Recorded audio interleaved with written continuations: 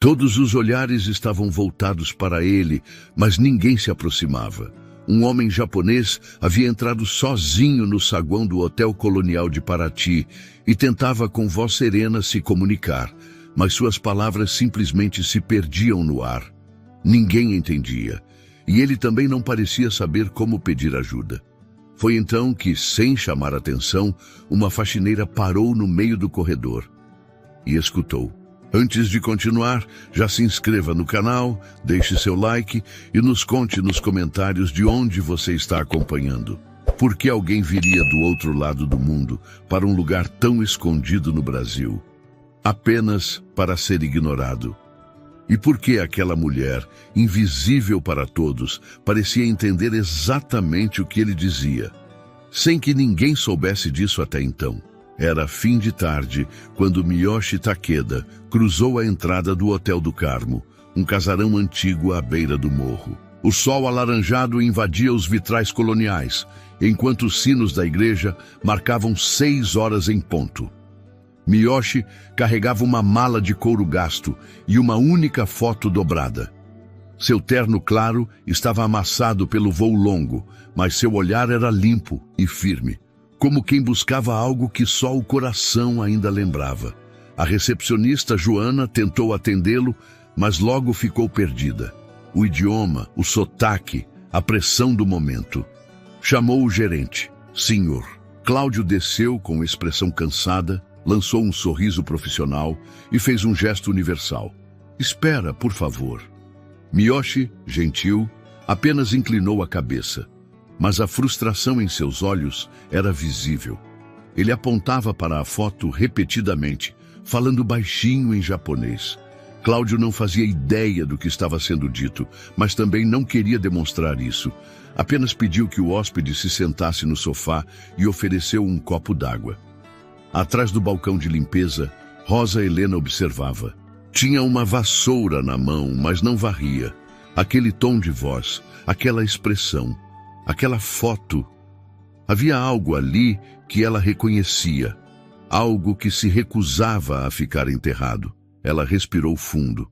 Não era a primeira vez que via alguém perdido naquele hotel, mas era a primeira vez que a própria alma parecia ser chamada por um idioma que ela aprendeu por amor. E nunca esqueceu. Rosa sabia o que estava prestes a fazer e também sabia que não poderia voltar atrás depois. Sua mão ainda segurava a vassoura, mas os dedos estavam tensos. Ela não era do tipo que se intrometia, muito menos no saguão, diante de hóspedes e do próprio gerente. Mas o jeito como aquele homem segurava a foto, a forma como sua voz tremia ao repetir palavras que ninguém compreendia, aquilo era mais do que um obstáculo linguístico. Aquilo era dor contida, era saudade, era algo que ela conhecia muito bem. Deixou a vassoura encostada atrás da coluna, ajeitou o avental bege com as 2 mãos, como quem se prepara para cruzar uma linha invisível, e caminhou devagar em direção ao sofá onde o homem esperava. Ninguém notou sua aproximação. Nem Joana, que ainda buscava desesperadamente no Google se o hotel possuía serviço de tradução, nem o Sr. Cláudio, que digitava algo no computador com expressão impaciente. Era como se Rosa não existisse, até que sua voz quebrou o ar, doce, firme, inesperada. Unko ikaga desu ka? O senhor aceita um café? O saguão parou. Miyoshi ergueu os olhos lentamente. Por um instante, parecia não acreditar no que ouvira. Depois, os traços de seu rosto, até então impassíveis, se desfizeram em surpresa. E logo depois, em algo mais profundo. Alívio. Rosa manteve os olhos baixos, como aprendera a fazer anos atrás. Mas ainda assim, sentia a intensidade do olhar dele sobre ela. Aquele homem entendia. Ela também. Ele respondeu em japonês, voz baixa, e ela entendeu tudo. Disse que estava procurando por alguém, que sabia que era ali, naquele hotel, que a foto era a única pista. Rosa apenas assentiu. O café era só um pretexto, mas naquele momento foi como abrir uma porta que estava selada há tempo demais. Joana, ao perceber a movimentação, caminhou até eles, confusa. Está tudo bem, dona Rosa? Perguntou, meio sem jeito. Rosa olhou para a moça, depois para Miyoshi, e respondeu apenas com um sorriso curto. Vou buscar o café. Saiu em passos calmos, sem pressa, como se aquela caminhada tivesse o peso de um segredo antigo. Na copa, a copeira Jandira observou Rosa com expressão desconcertada. Você falou com ele? Naquele idioma? Rosa não respondeu de imediato. Encheu a xícara de porcelana, ajeitou o pires, limpou a borda com um pano úmido. Falei. Jandira franziu a testa. Mas de onde você tirou isso, mulher? Rosa apenas disse. Foi alguém que me ensinou quando eu era criança. Uma mulher que cuidou de mim. O corredor de volta ao saguão parecia mais longo. Cada passo fazia o chão de madeira antiga ranger, como se a própria estrutura do hotel também estivesse reagindo ao que estava acontecendo ali. Quando chegou, Miyoshi se levantou com educação. Rosa entregou a xícara a ele com as duas mãos, do jeito que aprendeu a fazer respeitosamente. Ele agradeceu com um leve gesto da cabeça. Sr. Cláudio finalmente percebeu que algo estava fora do esperado. Cruzou o salão com ar irritado, tentando entender o que estava acontecendo. Rosa, está tudo certo aqui? Por que o senhor está de pé? Aconteceu alguma coisa? Miyoshi, mais uma vez, falou em japonês, e Cláudio ergueu as mãos como quem se desculpa, sem saber do que. Eu não entendo, senhor. Desculpe. Rosa virou-se para o gerente. Ele só agradeceu pelo café. Cláudio estreitou os olhos. Você fala japonês? Ela assentiu. Um pouco. Ele soltou uma risada nervosa. Desde quando faxineira aqui fala língua estrangeira? O tom dele era provocativo, mas Rosa não reagiu. Apenas disse, desde que teve alguém que valia a pena aprender. Cláudio não insistiu. Parecia desconcertado. E pela primeira vez, desde que fora contratado ali, percebeu que havia algo naquele lugar que ele não controlava. Um silêncio respeitoso caiu sobre o ambiente. Os hóspedes ao redor, que antes observavam com leve incômodo o homem estrangeiro, agora olhavam para Rosa com curiosidade e uma ponta de respeito. Miyoshi voltou a sentar-se. Rosa ficou de pé ao lado dele por um instante. Seus olhos se voltaram para a foto sobre o colo dele. Era uma mulher japonesa, jovem, de cabelos presos e expressão serena. Atrás dela, um jardim familiar. Rosa reconheceu a parede branca, a janela de madeira antiga. A imagem se misturou a uma lembrança que ela não visitava havia décadas. Mãos enrugadas, lhe ensinando a dobrar guardanapos. Uma voz suave, lhe ensinando a dizer bom dia em japonês. Um cheiro de chá com gengibre nas manhãs frias. Seu coração bateu mais forte. Era ela. Não havia mais dúvidas. Joana se aproximou outra vez. Você quer que eu chame alguém da diretoria? Rosa olhou para a moça e respondeu com gentileza. Não, Joana. Esse hóspede não precisa de tradutor. Só precisa ser escutado. E então sentou-se ao lado dele. Pela primeira vez, desde que entrara naquele hotel, Rosa não era apenas a faxineira que limpava os cantos em silêncio. Ela era a ponte entre mundos, a guardiã de uma história esquecida e o começo de algo que ninguém ali imaginava testemunhar. O som dos talheres no restaurante do hotel ecoava suave quando Rosa cruzou o salão em direção à ala dos funcionários. As palavras de Miyoshi ainda vibravam na cabeça dela. Não era só o idioma, era a intenção por trás de cada frase. Era como se algo adormecido dentro dela tivesse despertado com a voz dele, com o gesto delicado de aceitar o café com gratidão, com o cuidado ao segurar a foto. A imagem da mulher estampada naquele papel, tão antiga e tão viva na lembrança, não saía mais dos seus olhos. Entrou no pequeno vestiário dos funcionários. O lugar era apertado, com armários de metal gastos e paredes descascadas. No fundo do seu armário, por trás de um pacote de sabão em pó, estava o que ela procurava. Tirou com cuidado o caderninho que não abria há anos. Era de capa azul desbotada, já amassado nas pontas. Dentro dele, folhas amareladas, uma lista antiga de compras, anotações soltas e, entre elas, uma foto plastificada. Era a mesma mulher. Cabelos presos, rosto calmo, vestindo um avental de linho claro em frente ao que um dia fora o jardim do hotel. Ao lado dela, uma menina magricela, de olhos muito atentos, segurando um regador de alumínio. Rosa. Ali estava ela, com 7 anos, e ao lado, Setsuko.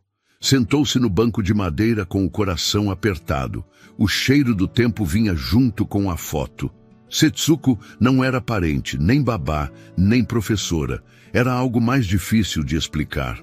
Uma mulher que apareceu quando Rosa mais precisava. Sua mãe, naquele tempo, trabalhava até tarde limpando casas. O pai havia desaparecido cedo demais e os parentes da mãe se recusavam a cuidar da menina.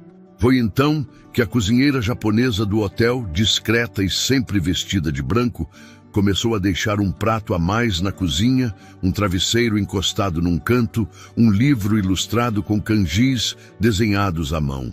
Setsuko falava pouco, mas tinha mãos que contavam histórias. Rosa lembrava do modo como ela fazia chá, como passava os dedos nos fios de cabelo da menina quando ela adormecia em silêncio. E mais que tudo, lembrava das palavras sussurradas com paciência, sempre repetidas até que fossem compreendidas. Bom dia, água, obrigada, paz. Era sua forma de ensinar e de cuidar. Rosa aprendeu o idioma de um jeito intuitivo, afetuoso, sem nunca pensar que um dia usaria aquilo de novo. Mas usou. Usou horas atrás, quando viu Miyoshi e teve certeza que nada era por acaso. Fechou o caderno e o guardou dentro da bolsa. Voltaria ao salão. Precisava vê-lo de novo, confirmar com os próprios olhos aquilo que o coração já sabia. Antes, porém, lavou o rosto na pia. As lágrimas haviam surgido sem que ela percebesse. No corredor, Joana estava com a expressão atenta, como quem ainda tentava entender o que havia presenciado.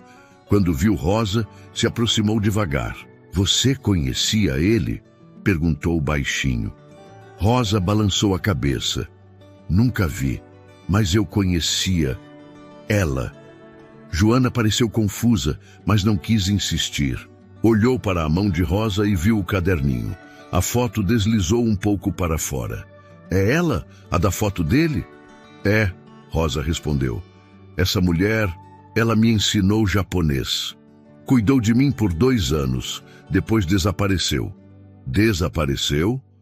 "Um dia, simplesmente não voltou mais ao hotel. Disseram que ficou doente. Outros disseram que foi embora. Mas ninguém soube explicar. Só sei que, depois que ela se foi, o mundo ficou mais frio para mim." Joana segurou o braço de Rosa com leveza. "Acho que você precisa mostrar isso para ele."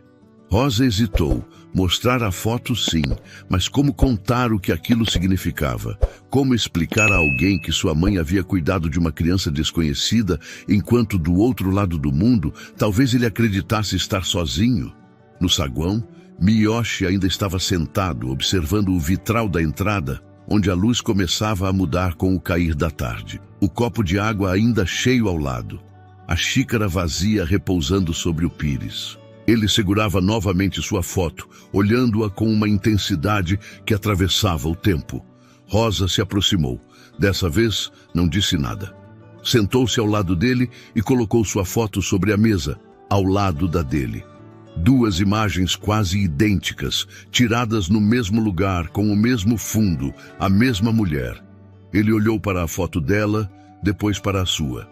Sua respiração ficou mais pesada. Pegou as 2 com mãos trêmulas. Apoiou os cotovelos nos joelhos e baixou a cabeça. Uma lágrima escorreu, silenciosa. "Setsuko", ele murmurou. "Minha mãe." Rosa fechou os olhos por um momento. Agora, tudo estava claro. O homem que cruzou o oceano com uma única foto era o filho da mulher que, décadas atrás, ensinou a uma menina como se diz água em japonês, enquanto enchia um copo no balcão da cozinha. Havia uma dívida ali, mas não era feita de dinheiro. Era feita de cuidado silencioso, de gestos sutis, de uma linguagem que atravessou o tempo para se tornar ponte entre dois corações partidos. E agora, sem terem combinado nada, estavam prestes a caminhar juntos de volta para aquele jardim antigo, onde talvez houvesse mais respostas esperando para ser desenterradas. O dia seguinte amanheceu abafado, e uma névoa leve encobria o casarão antigo, como se o tempo hesitasse em passar. Rosa chegou cedo. Vestia o mesmo uniforme de sempre, mas trazia no bolso do avental o caderninho azul, agora mais do que um objeto de lembrança. Uma chave. Desde o momento em que Miyoshi reconheceu a mulher da foto como sua mãe, havia algo entre eles que não precisava ser dito. Um fio invisível os unia. No café da manhã, o hotel ainda estava calmo. Hóspedes se dispersavam pelo salão, a maioria em silêncio, com xícaras de chá ou café nas mãos. Miyoshi já a esperava, sentado na mesma mesa próxima à janela. Rosa se aproximou com um sorriso tímido. Trazia uma garrafa térmica em mãos e ofereceu café fresco. Ele aceitou com um gesto leve. Então, retirou do bolso do paletó a mesma foto.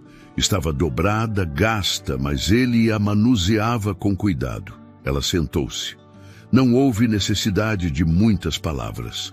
Rosa apontou para o canto da foto, onde ao fundo se via uma estrutura de madeira e uma moita de hibiscos desordenados. Era ali, o antigo quintal de serviços do hotel, onde Setsuko plantava ervas e flores. Muitos funcionários nem sabiam daquele lugar. Há anos esquecido, agora tomado por mato e folhas secas. Miyoshi apertou a foto entre os dedos. Rosa fez sinal para que ele a seguisse. Pegaram a lateral do hotel, passando por um portão de ferro que rangia a cada movimento. Atrás dele, uma escadinha de pedra quase apagada pela vegetação indicava o caminho. A trilha era estreita, o chão estava úmido, coberto por folhas, e algumas partes afundavam com facilidade. Era como caminhar dentro de uma memória antiga. Os pássaros piavam entre os galhos, o som abafado do mar surgia ao longe. Rosa andava à frente, parando de vez em quando para se orientar. Passaram por um muro coberto de trepadeiras e por um antigo galpão de madeira que já ameaçava desabar. Até que chegaram. No centro de uma clareira coberta de musgo, uma pedra baixa e arredondada permanecia quase oculta por uma moita. Rosa ajoelhou-se. Afastou as folhas com cuidado. Havia algo entalhado ali, embora o tempo tivesse apagado parte dos traços. Com a manga do avental, limpou a superfície úmida da pedra até que o símbolo surgisse. Miyoshi aproximou-se devagar. Ao ver o que estava ali, seu corpo ficou tenso. Os joelhos cederam e ele se ajoelhou ao lado de Rosa. Seus dedos passaram lentamente sobre o entalhe. O kanji era simples, delicado, feito com uma ponta cega, mas ainda legível. Mu, mãe. Rosa sentiu um nó na garganta. Lembrava exatamente do dia em que ajudou Setsuko a entalhar aquele símbolo. A mulher lhe explicara com calma o que significava. Mãe. Para ela significava mais do que biologia. Era cuidado, era ausência, era a esperança de um reencontro. Miyoshi não disse nada. Seu rosto estava úmido, mas ele não chorava alto. Apenas abaixou a cabeça sobre a pedra, os ombros tremendo, como se o mundo inteiro o pressionasse para dentro daquele instante. Rosa colocou uma mão sobre o ombro dele. Esperou. O silêncio foi longo, cheio de peso. Ela falou baixinho, quase como se falasse consigo mesma. Ela falava muito de você. Miyoshi ergueu os olhos, surpreso. Rosa continuou. Ela dizia que havia deixado algo importante no Japão. Algo que talvez nunca pudesse recuperar, mas que mesmo assim esperava. E quando o sol batia certo no jardim, ela ficava olhando o portão, como se esperasse você entrar. As palavras ficaram no ar. Miyoshi tocou novamente o símbolo, depois se levantou. Caminhou alguns passos ao redor do lugar. Rosa ficou ali, sentada, olhando para a pedra e sentindo como se estivesse de novo com 7 anos, ao lado de Setsuko, ouvindo histórias em voz baixa.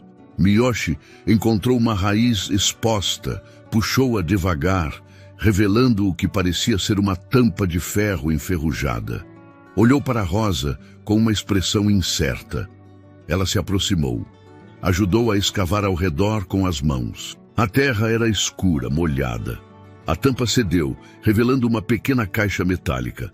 Ela estava ali há muitos anos, trincada, mas intacta. Miyoshi não tocou de imediato. Rosa abriu a caixa com cuidado. Dentro, envoltos em tecido branco, havia pequenos objetos. Uma corrente com um pingente de flor, um lenço bordado, uma folha seca prensada entre páginas e, por fim, um envelope.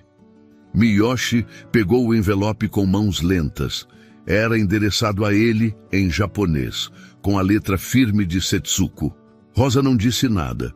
Sabia que não era o momento de ler em voz alta.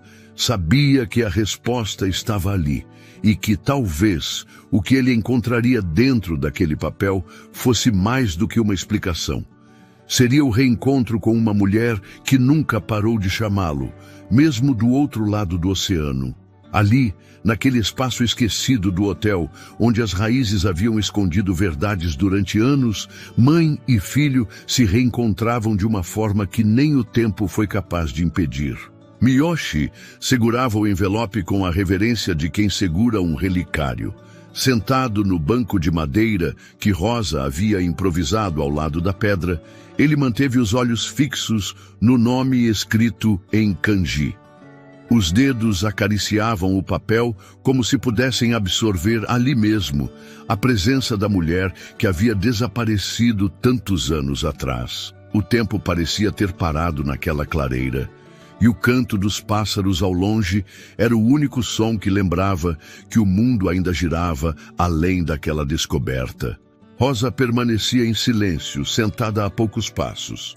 Não queria apressá-lo, nem invadir um momento que não lhe pertencia, mas estava ali para o que ele precisasse. Quando ele ergueu os olhos para ela, bastou um olhar para que ela entendesse. Ele não conseguiria ler, não naquele estado. Rosa pegou o envelope com delicadeza, como se temesse que o papel se desfizesse em suas mãos. Abriu com calma. Havia uma carta cuidadosamente dobrada, escrita em japonês com caligrafia clara, sem rasuras. Respirou fundo antes de começar. Miyoshi permaneceu com as mãos entrelaçadas, a cabeça baixa. Querido filho, se é você quem está lendo isso, então o impossível aconteceu. A voz de Rosa era suave, quase maternal. Eu sonhei com esse dia todos os anos da minha vida, mas também temi que ele nunca chegasse. Fui embora do Japão, carregando não só a dor, mas a vergonha. Deixei você, um bebê, nos braços da minha irmã, sem nenhuma certeza de que eu voltaria. E não voltei. A respiração de Miyoshi falhou por um instante. Rosa fez uma breve pausa e seguiu. Eu fugi, sim, mas não de você. Fugi de uma vida que me aprisionava, de um casamento que não escolhi, de uma cultura que não me permitia existir como eu era. E mesmo aqui, em silêncio, eu continuei sendo sua mãe. Em cada chá que preparei, em cada jardim que cultivei, em cada criança que ensinei, eu pensava em você. Todos os dias, até o último. Miyoshi ergueu a cabeça, os olhos marejados. Rosa continuou com um nó na garganta. Guardei esse pequeno baú com tudo o que ainda me restava. Sei que é pouco. Sei que não preenche os anos que você viveu sem mim. Mas aqui dentro está meu perdão, se você aceitar. E meu amor, se ainda houver espaço para ele em seu coração. Ela dobrou a carta com cuidado e a devolveu a ele. Miyoshi a segurou contra o peito, como se fosse o próprio corpo da mãe. Não disse palavra. Ficou ali, parado, olhando para o chão coberto de folhas. Rosa observou o rosto dele e reconheceu algo familiar. A luta interna de quem foi ferido por alguém que também estava ferido. Era um espelho do que ela mesma havia sentido quando Setsuko partiu sem se despedir. Ao lado do envelope, dentro da caixa, havia também outro papel. dobrado separadamente, escrito em português e japonês. Rosa retirou e leu em silêncio antes de perguntar. Isso aqui parece um testamento. Está assinado por Setsuko. Tem data e tudo. Está escrito que ela deixa a você o terreno onde estamos e parte de um valor guardado na conta de um antigo banco em São Paulo. Miyoshi arqueou as sobrancelhas. Parecia confuso. Rosa continuou.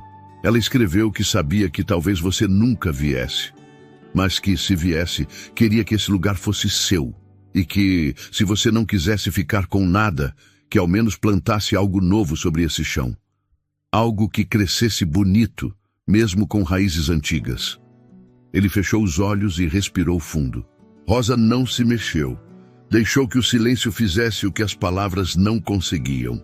Ao abrir os olhos, Miyoshi parecia mais calmo. Tocou novamente a pedra com o símbolo mãe e disse algo baixinho em japonês. Rosa não entendeu tudo, mas reconheceu duas palavras: perdão e obrigado. Antes de se levantarem, Rosa recolheu os objetos com cuidado e os colocou de volta na caixa. Fechou com firmeza e a entregou a ele. Miyoshi aceitou com um leve aceno. Não havia nada mais a dizer por enquanto. Caminharam de volta pela trilha, pisando em silêncio sobre a terra úmida que agora parecia diferente, mais leve, mais viva. Na lateral do hotel, ao cruzarem o portão de ferro, Rosa parou por um instante e olhou para trás. O mato ainda cobria o chão. As árvores ainda estavam fechadas, mas ali, naquele recanto esquecido, havia algo novo. Não era só a lembrança de Setsuko. Era o começo de algo entre ela e aquele homem que, por caminhos tão distantes, acabara de reencontrar uma parte essencial de si mesmo. O retorno pela lateral do hotel foi feito em silêncio. Miyoshi carregava a caixa com o mesmo cuidado com que alguém segura um bebê adormecido. Rosa caminhava ao lado dele, o olhar preso ao chão de pedras, sentindo que aquele peso partilhado era também dela. Quando atravessaram o pátio interno e entraram de volta pelo corredor de serviço, ela apontou discretamente a direção da recepção para que ele se recolhesse ao quarto. Ele entendeu o gesto, agradeceu com um leve movimento de cabeça e seguiu. Rosa seguiu direto para o vestiário. Precisava limpar as mãos, guardar o caderno, respirar. Não estava arrependida de ter ido até lá com Miyoshi, mas algo dentro dela sabia que aquele gesto não passaria despercebido por muito tempo. Quando abriu a porta de ferro do armário, ouviu o barulho seco de alguém se aproximando com passos apressados. Sr. Cláudio entrou sem bater, com o rosto vermelho e uma pasta nas mãos. Trancou a porta atrás de si. "Rosa", disse já em tom duro, "o que exatamente você acha que está fazendo?" Ela não respondeu de imediato. Guardou o caderno no armário com calma e se virou para encará-lo. Cláudio jogou a pasta sobre o banco de madeira com força. "Você saiu com um hóspede pela lateral do hotel. Foi vista cruzando o portão. Ficou ausente por quase 1 hora. Está com algum problema? Eu só acompanhei o Sr. Miyoshi até uma parte antiga do terreno. Ele estava procurando por algo. E encontrou", disse Rosa, mantendo o tom neutro. "Encontrou?" Cláudio repetiu, rindo sem humor. "Isso aqui é um hotel, não um parque de escavações. Você é funcionária, Rosa, da limpeza, não intérprete, não historiadora e definitivamente não guia turística." Ela continuou em silêncio, como se cada palavra dele escorregasse por fora daquilo que importava. Cláudio se aproximou, invadindo seu espaço. "Você sabe o que está em jogo? Esse homem é milionário. Chega aqui do nada, começa a vasculhar o terreno com a ajuda de você e agora está andando com uma caixa enferrujada por aí. Isso pode virar um escândalo." "E de quem seria a culpa se virasse?" Ela perguntou com calma. "Minha, por ajudar alguém que estava perdido, ou do hotel, por esconder uma história no quintal." Cláudio ficou ainda mais irritado. Passou a mão nos cabelos e girou em torno de si como se buscasse argumentos. Depois, apontou o dedo para ela. A partir de agora, você está proibida de se aproximar dele, sem contato. Nada de ajudinhas, nada de conversas em língua estrangeira. Se ele precisar de algo, que peça na recepção. Você entende? Eu entendo, senhor, respondeu Rosa, firme. Ótimo. E fique sabendo que qualquer desobediência pode resultar em... Bem, você sabe o que pode acontecer. Ele saiu sem olhar para trás. A porta do vestiário ficou entreaberta. Rosa permaneceu onde estava por alguns segundos. Sentia o coração pesado, mas não abalado. Já havia passado por ameaças maiores. Já havia sido silenciada antes, quando era só uma menina que pedia silêncio para estudar depois do turno. Quando a mãe dizia para não chamar atenção demais. Quando Setsuko a ensinou que, às vezes, o mais poderoso que alguém pode fazer é observar e esperar a hora certa. Lavou as mãos devagar. O espelho da pia era pequeno e rachado no canto, mas mostrava claramente o rosto de alguém que não recuaria. Rosa sabia que aquela história não era apenas de Miyoshi, era também dela, e havia muito mais enterrado ali do que uma caixa metálica. O que ele encontrou naquele terreno esquecida também desenterrava partes dela mesma. Quando saiu do vestiário, cruzou o corredor de serviço e seguiu em direção à copa. Jandira, a copeira, estava cortando fatias de bolo para o lanche dos hóspedes. Você viu a cara do Cláudio? Ela disse, de canto.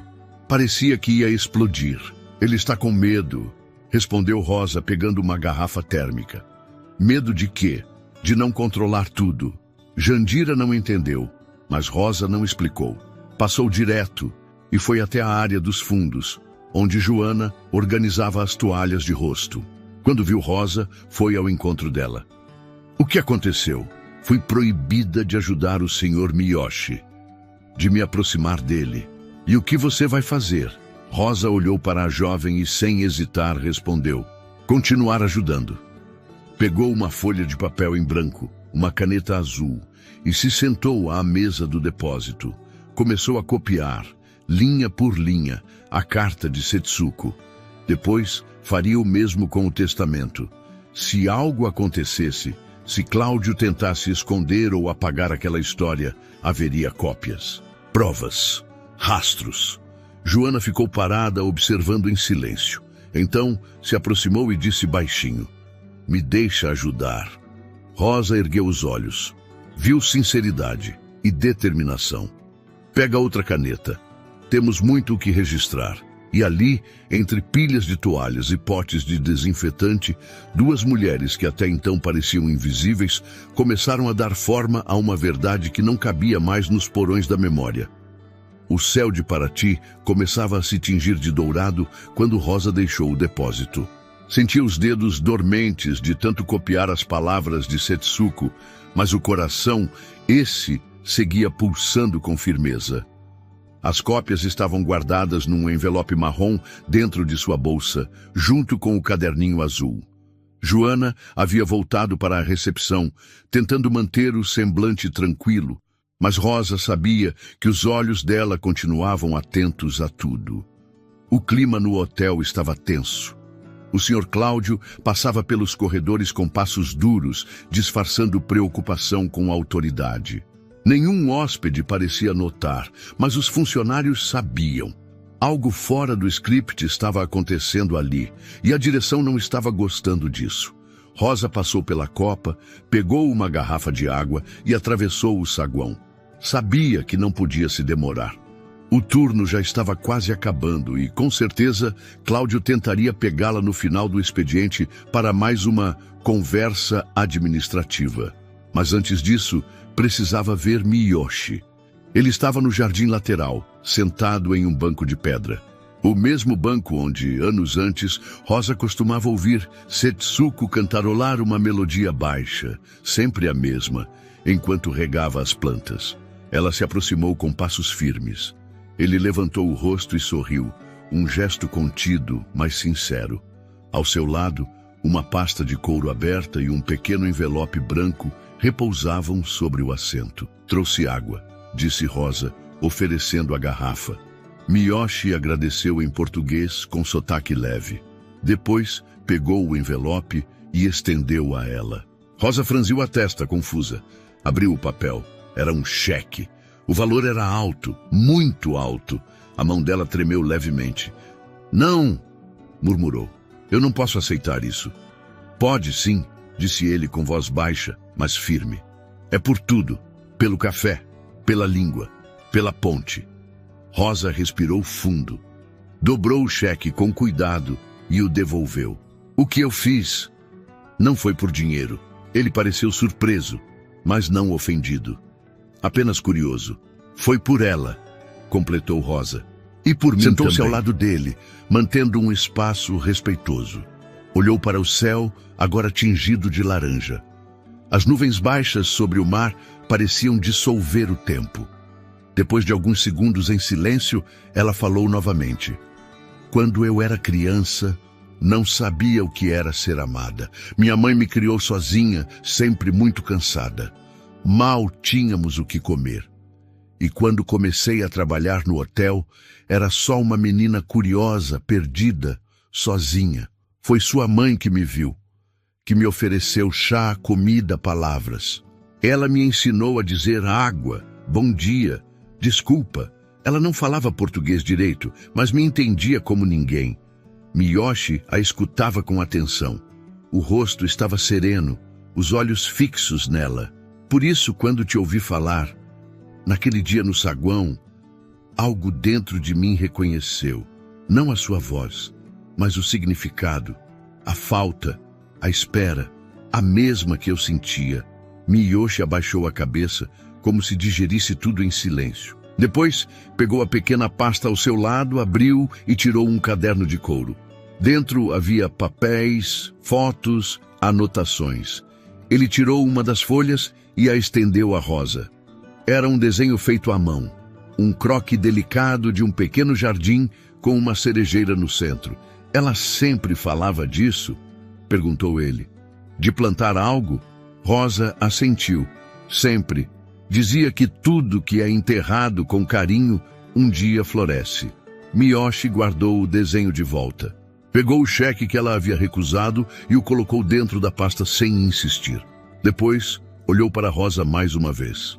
Então me deixa te oferecer outra coisa, disse. Um jantar. Rosa riu, surpresa. Um jantar?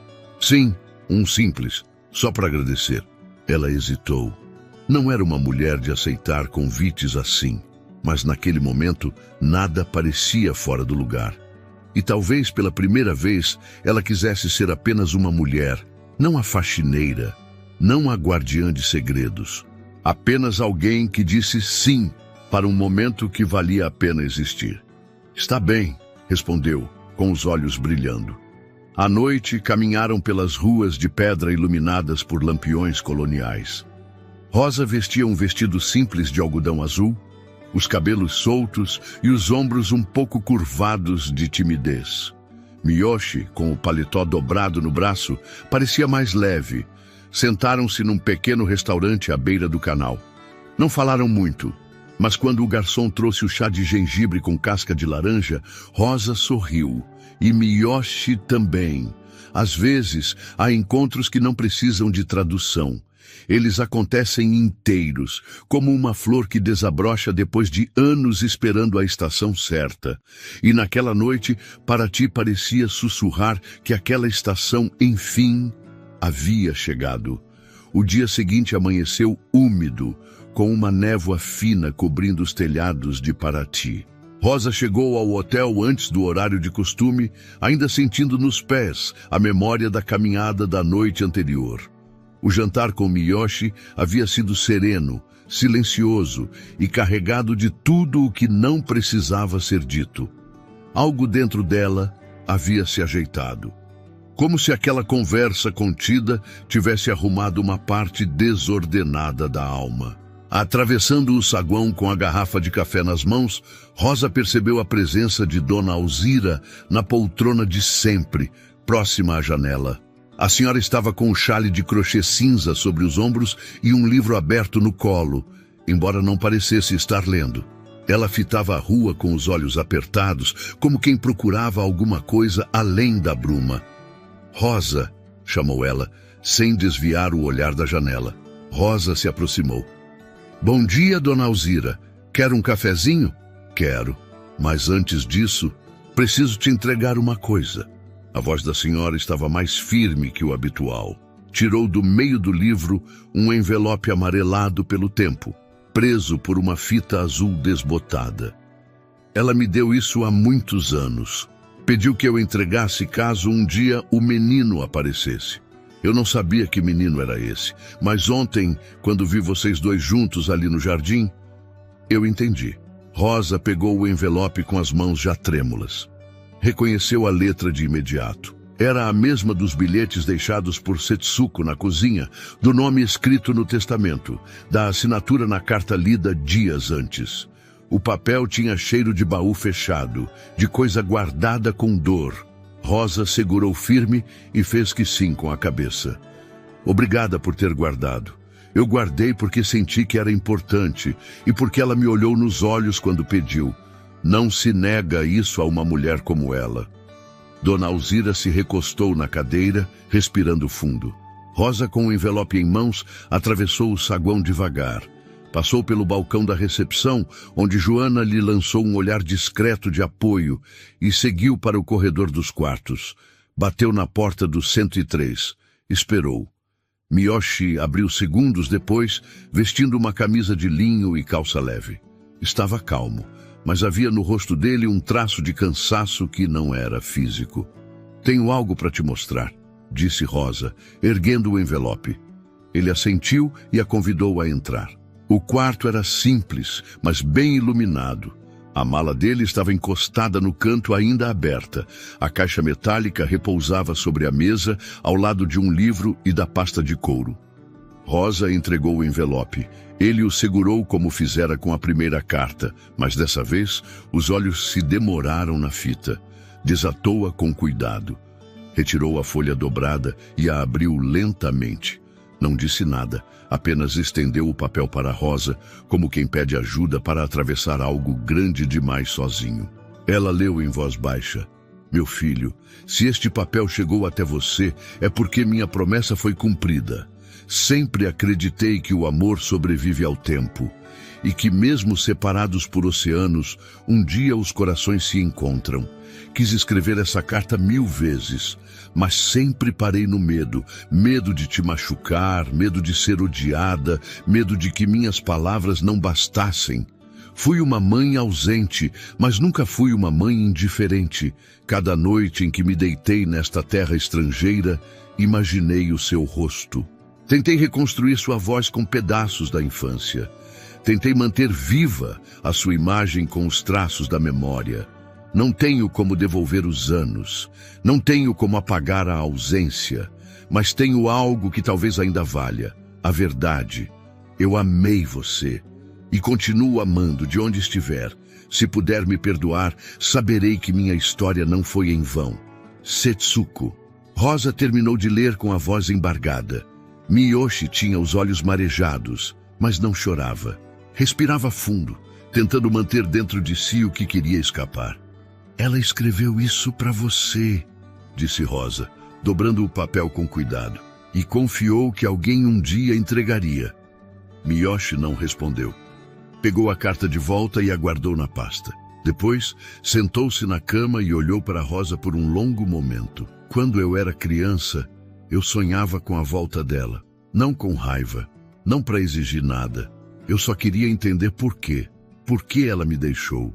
Por que nunca respondeu às cartas? Por que nunca me procurou? E agora, eu acho que sei. Rosa se sentou ao lado dele. Às vezes, quem parte também carrega o peso da dor. Nem toda ausência é abandono. Algumas são só covardia vestida de medo. Miyoshi assentiu. Ficaram em silêncio por um tempo. Lá fora, a névoa começava a se dissipar, revelando o traço das montanhas e o reflexo da luz na água do canal. Ele se levantou, abriu a janela e deixou o ar fresco entrar. Olhou para fora, como quem enxerga um mundo diferente do que via antes. Eu acho que quero plantar algo, disse ele, ainda olhando o horizonte. Não é só por ela, é por mim também. Preciso deixar alguma coisa aqui. Rosa o observava em silêncio. Havia nele uma firmeza tranquila, a mesma que ela vira em Setsuko quando ela dizia: tudo que é cuidado floresce, mesmo que seja tarde. E agora, talvez fosse a hora de ver florescer. O dia estava claro, mas o sol não era forte. Um vento leve soprava do mar, espalhando o cheiro de sal e terra molhada. Rosa caminhava com passos lentos pela lateral do hotel, com um pequeno saco de terra nas mãos. Dentro dele, um punhado de terra preta, rica, que ela havia separado do jardim dos fundos. Na outra mão, ela carregava um vasinho de cerâmica simples, onde uma muda de cerejeira repousava com raízes delicadas e folhas pequenas, ainda tímidas. Miyoshi seguia ao lado dela em silêncio, com uma paz visível no rosto. Eles haviam saído cedo, ainda antes do café da manhã ser servido. Rosa usava um vestido simples, bege, com o avental dobrado sobre o ombro. Miyoshi vestia roupas leves, casuais, mais à vontade do que em qualquer outro momento desde que chegara àquele lugar. A trilha que levaram até os fundos do hotel já não parecia tão esquecida. Ainda havia mato, claro, e a vegetação seguia desordenada. Mas algo naquele espaço havia mudado. Talvez fosse o olhar deles, ou talvez fosse o que estavam prestes a fazer ali. Rosa parou diante da pedra com o símbolo mãe e ajoelhou-se.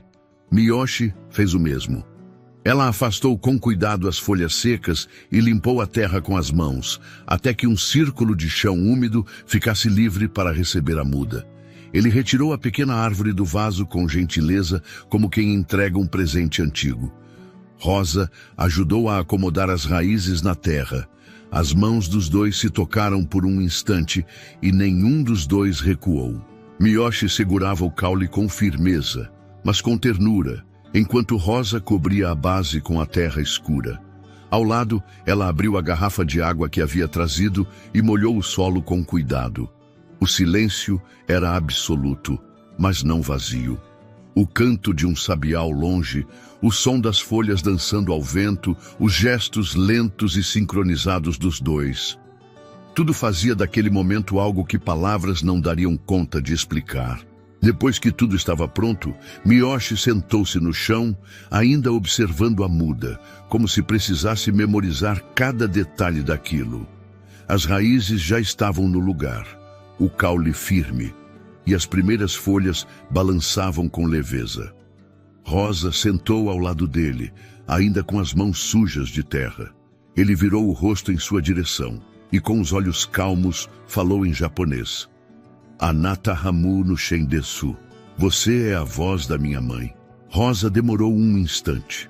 Seus olhos encheram d'água, mas o sorriso foi calmo. Ela respondeu no mesmo idioma, com a voz quase sussurrada. Soshite Anata Binoi Gazuto da Teitaedes. E você é a resposta que ela esperou a vida inteira. Eles permaneceram ali, lado a lado, sem dizer mais nada. Não era preciso. Aquela muda, plantada sobre um pedaço de terra esquecido, carregava em si todas as ausências, todos os reencontros e tudo o que foi silenciado ao longo dos anos. Setsuko não estava mais ali, mas tudo o que ela representava vivia naquele instante. Algum tempo depois, quando já voltavam pela trilha, cruzaram com Dona Alzira, que estava sentada em uma cadeira de ferro próxima ao canteiro de flores. Ela olhou para eles sem surpresa, como se já soubesse que aquela manhã terminaria assim. Plantaram? Perguntou com a voz rouca. Miyoshi assentiu. Rosa sorriu. Plantamos. Então está feito, disse Alzira.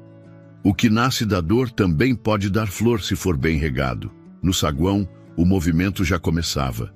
Hóspedes saíam com malas. Alguns esperavam táxis, outros conversavam em voz baixa. Sr. Cláudio estava no balcão, organizando papéis com a expressão dura de sempre. Quando viu Rosa e Miyoshi entrarem pela porta lateral, segurando a garrafa vazia e as mãos ainda sujas de terra, franziu a testa. Mas não disse nada, apenas observou. E por um instante, Rosa teve a sensação de que ele queria falar, talvez protestar, talvez ordenar alguma coisa. Mas nada saiu, apenas o silêncio. E dessa vez, o silêncio dele não impôs medo. Joana, atrás do balcão, levantou o olhar e sorriu para Rosa com cumplicidade. Miyoshi agradeceu com um leve aceno e subiu para o quarto. Rosa ficou ali por alguns segundos, respirando fundo. Olhou ao redor e viu que tudo parecia igual, as mesmas paredes antigas, o mesmo piso de pedra. Mas, por dentro, sabia que nada ali era como antes. Mais tarde, quando foi chamada para fazer a limpeza dos corredores do segundo andar, passou em frente à porta do 103. Estava entreaberta. Sobre a mesa, viu a caixa metálica, agora fechada e limpa, com a pasta de couro por cima. Ao lado, um pequeno bilhete escrito em português e japonês. Obrigado por me devolver minha mãe. Rosa segurou o pano com mais força. Deixou que as lágrimas viessem sem pressa, sem medo de serem vistas. Porque algumas histórias não precisam ser contadas em voz alta. Elas apenas se cumprem e florescem como a muda de cerejeira no jardim dos fundos. Se essa história tocou o seu coração, assim como tocou o de Rosa e Miyoshi, inscreva-se no canal para acompanhar outras histórias reais, emocionantes e inesquecíveis como essa. Aqui cada reencontro tem um significado, e você é parte disso.